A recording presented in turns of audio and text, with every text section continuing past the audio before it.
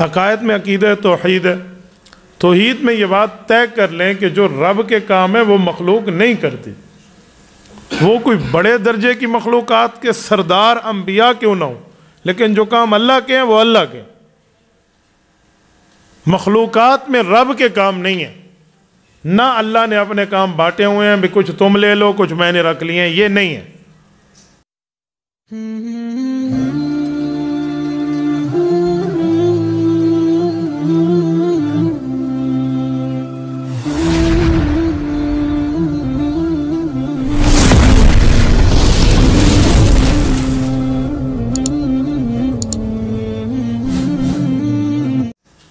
اللہ وحدہ لا شریک ہے. وحدہ لا شریک کا معنی اس کے ساتھ کوئی شامل ہی نہیں ہے.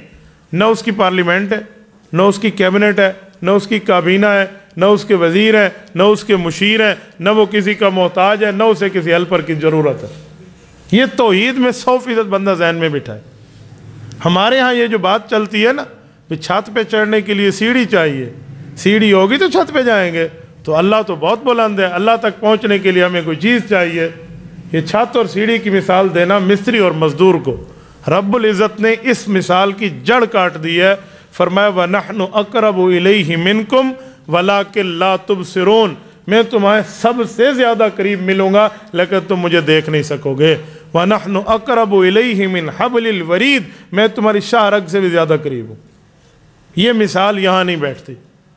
اس عقیدے میں کسی قسم کی کوئی غیریت کو شریک نہیں کیا جا سکتا. 100% توحید کو توحید ہی ماننا پڑے گا. یہاں کوئی سہارے وہارے کسی کی ضرورت نہیں ہے، نہ اللہ نے کوئی اپنے کام بانٹے ہیں. یہ مکہ کے کافروں کا نظریہ تھا کہ اللہ ایک ہے، وحدہ لا شریک ایک معنی میں تو ہے، لیکن اس نے کام بانٹ رکھے ہیں، کچھ بتوں کے دیے ہوئے ہیں. اللہ سے تھوڑے کام لات لے آیا ہے، کچھ منات لے آیا ہے، کچھ حبل لے آیا ہے، کچھ یہ ود لے آیا ہے، سوا لے آیا ہے، یغوث لے آیا ہے، یعوق لے آیا ہے، نصر لے آیا ہے. ان کے بت تھے. یہ بتوں کے پاس اپنے اپنے ڈپارٹمنٹ ہیں، اپنے اپنے محکمے ہیں، اپنے اپنے اختیارات ہیں، انہوں نے اپنے پاس رکھے ہوئے ہیں تو اللہ سے لیے ہوئے ہیں. تو اندنا لزلفا، ہم بتوں کے قریب جائیں گے، بت ہمیں اللہ کے قریب کر دیں گے. نمبر 1. نمبر 2، ان کا نظریہ یہ بھی تھا کہ یہ بت ڈائریکٹ نہیں سنتا، بت ڈائریکٹ ہماری بات پہ توجہ نہیں کرتے، پتھر کی مورتی ہے. انہیں پتہ تھا ہم اپنے ہاتھ سے بناتے ہیں، پھر کیوں پوجتے تھے؟ ان کے ایک غلط عقیدے کا نظریہ موجود تھا. وہ نظریہ یہ تھا کہ وہ کہتے تھے جب ہم اس نامی بت کے سامنے آ کے یہ بات کریں گے نا تو اس بزرگ تک جس کے نام پہ یہ بت بنا ہوا ہے اس بزرگ تک خود بخود اطلاع ہو جائے گی. جیسے میں اسپیکر میں یہاں سے بولوں گا اور گھر میں جا کر سنائی دے گا، ادھر سے بولوں گا کسی اور جگہ جا کر سنائی دے گا، مائک میں بات کروں گا جہاں پر اسپیکر موجود ہے وہاں سے آواز آئے گی. تو بت کے سامنے آتے کہتے بنا ہوا تو ہمارے ہاتھ کا ہے، ڈائریکٹ نہیں سنتا لیکن اس تک اطلاع ہو جاتی ہے. اللہ نے ان تمام غلط نظریوں کی جڑ کاٹ دی ہے، کہا جی نہیں، لا الہ الا اللہ، ہر بات میں مشکل کے اندر جسے پکارنا ہے وہ اللہ کی ذات ہے. الہ کہتے ہیں یستغاث، جسے مشکل میں پکارا جائے. تو اللہ پاک نے توحید ہمیں یوں سمجھائی.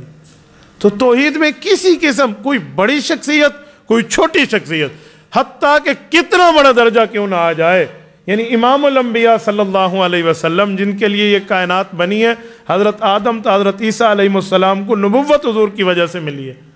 اس سے بڑھ کے شخصیت اس کائنات میں کوئی نہیں ہے کہ بعد از خدا بزرگ تو ہی قصہ مختصر.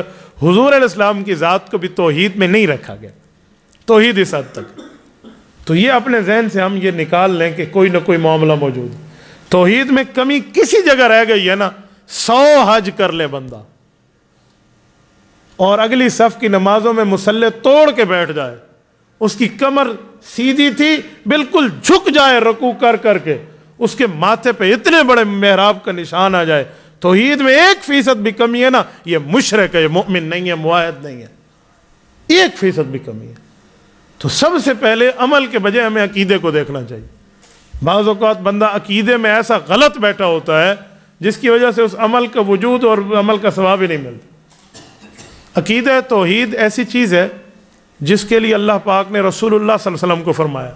سنیں قرآن کریم کی آیت، لَإِنْ أَشْرَكْتَ لَيَحْبَطَنَّ عَمَلُكَ وَلَتَكُونَنَّ مِنَ الْخَاسِرِينَ۔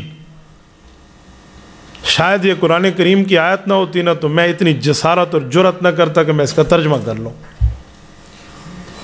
یہ ہمارے ایمان کا حصہ، میں اس لیے لفظ کا ترجمہ کر رہا ہوں۔ کہا ہے میرے پاک پیغمبر آپ لَإِنْ أَشْرَكْتَ، توحید میں کمی آپ میں بھی آ گئی نا، شرک آ گیا، لَيَحْبَطَنَّ عَمَلُكَ، آپ کے تمام اعمال کو ختم کر دیا جائے گا، وَلَتَكُونَنَّ مِنَ الْخَاسِرِينَ، اور آپ نقصان اٹھانے والوں میں سے ہو جائیں گے۔ نہ رسول اللہ نے شرک کیا ہے، نہ کرنا ہے، نہ کر سکتے ہیں، نہ رسول اللہ صلی اللہ علیہ وسلم نے گناہ کیا ہے، نہ نبی نے گناہ کرنے، وہ معصوم ہے، لیکن بتایا، سمجھایا، سنایا، رٹوایا، یاد کروایا، امت کو جا رہا ہے کہ اتنے بڑے رتبے کی شخصیت میں بھی توحید یہاں تک بتائی گئی۔ اسی لیے کسی کی کتنی بڑی شخصیت کیوں نہ ہو، توحید میں فرق نہیں ہوتا۔ اللہ وحدہ لا شریک ازل تا ابد ہے۔ ازل کسے کہتے ہیں؟ جس کی ابتدا کوئی نہیں۔ ازل کسے کہتے ہیں؟ جس کی انتہا کوئی نہیں۔ بھئی ابتدا انتہا نہیں ہے تو سمجھے کیسے؟ بھئی سمجھ عقل سے ہوتی ہے، اور جہاں عقل کی حد ختم ہوتی ہے ربوبیت کی حدیں شروع ہوتی ہیں، تو جو سمجھنا ہے۔ تو بعض چیزیں ایمان بالغیب پہ ماننے، میں نے کل ایک جگہ مثال دی، میں نے کہا جب قبر بند ہوتی ہے تو فرشتے آتے ہیں، سوال اٹھتا ہے کہ قبر بند ہو گئی ہے، فرشتے کیسے آتے ہیں؟ تو میں نے کہا یہ سوال تب اٹھتا ہے جب بندے کے دماغ میں فرشتے کا ایسے جسم ہو جیسے ہم ہیں، یہ فزیک ہے بھی اس کی۔ تو میرے لیے تو اگر یہ ڈبہ ہے نا، اس ڈبے سے میں نے انگلی گزارنی ہے تو سوراخ ہونا چاہیے، ورنہ نہیں گزرے گی۔ فرشتے کا یوں نہیں ہے، فرشتہ جسم نوری یتشکل باشکال المختلفہ، وہ جسم رکھتا ہے جو مختلف شکلیں اختیار کر لیتا ہے۔ یہ دیکھیں، یہ گلاس ہے، اس کے ادھر میں انگلی گھساؤں ادھر نکالوں تو اسپیس ہونا چاہیے، سوراخ ہونا چاہیے، لیکن یہاں سے میں ٹارچ جلاؤں نا لائٹ، اور یہاں لائٹ رکھوں تو لائٹ فٹ دوسری طرف سے نکل جائے گی۔ لائٹ کو تو سوراخ نہیں چاہیے، لائٹ کا ایک اپنا جسم ہے، انسان کا اپنا جسم ہے۔ تو فرشتہ کیسے جاتے ہیں آپ لائٹ کی مثال سے سمجھ جائیں۔ تو یہ عام باتیں بندے کی سمجھ میں سمجھانی پڑتی ہیں جو مخلوقات کی ہیں، اور جو خالق ہے تو خالق مخلوق والی عقل میں سما جائے، یہ نہیں ہو سکتا۔ تو اس لیے توحید کو ماننا پڑنا ہے، اس میں کسی قسم کی کوئی کمی بھی، ذات میں بھی اور صفات میں بھی۔ ذات کا معنی رب کی پرسنالٹی اور شخصیت اکیلی ہے، صفات کا معنی اللہ جیسے کام کائنات میں کوئی نہیں کر سکتا، اللہ جیسے نہیں کر سکتا۔ کسی نے کرنے کی جرأت کی ہے تو ایک سے دوسری بات میں اس کا منہ پھٹا رہ گیا۔ ابراہیم علیہ السلام نمرود کی دربار میں موجود ہے، تیسرے پارے کے دوسرے صفحے پر، اور نمرود کہہ رہا ہے انا احیی و امیت، تو توحید کی دعویٰ کر رہا ہے، میں مار بھی سکتا ہوں، زندہ بھی کر سکتا ہوں۔ ایک قیدی جو رہا ہو رہا تھا کیسے پھانسی پہ چڑھا دو، جو پھانسی پہ چڑھ رہا تھا کیسے رہا کر دو، کہ دیکھو میں مار بھی سکتا ہوں، زندہ بھی کر سکتا ہوں۔ تو حضرت ابراہیم علیہ السلام گویا اندر سے مسکرائے ہوں گے کہ بدھو ہے، دماغ نہیں ہے، یک سرہ کی جادن عقل تے رات ہی کھڑو تیس، میری دلیل نہیں سمجھ سکا۔ میں نے کہا ہے موت اور زندگی دینا، رہائی اور گرفتاری نہیں کہا۔ تو اچھا چلو یوں نہیں سمجھے گا نا، تو اس کو اس کی طریقے سے سمجھاؤں۔ تو ابراہیم علیہ السلام نے دلیل وہی رکھی ہے، اس کی سائڈ بدل دی ہے۔ فرمایا اگر یہی بات ہے کہ اللہ والے کام تو کر سکتا ہے تو میرا رب ان اللہ یاتی بالشمس من المشرق، اللہ سورج کو مشرق سے نکالتا ہے، اور جب سے کائنات بنی ہے مشرق سے نکل رہا، فأت بہا من المغرب، تو ہمت کر کے ہمیں مغرب سے نکال کے دکھا، فبہت الذی کفر، وہ ہکا پکا رہ گیا، اس سے جواب نہ بن پڑا۔ تو توحید ایسی چیز ہے کہ جس نے بولا ہے اس کو وہ فوراً جواب ملا ہے۔ ذات میں بھی اکیلا اللہ کو مانیں گے، صفات میں بھی، یعنی اللہ والے کام کسی میں نہیں ڈالیں گے۔ تبارك الذي نزل الفرقان على عبده ليكون للعالمين نذيرا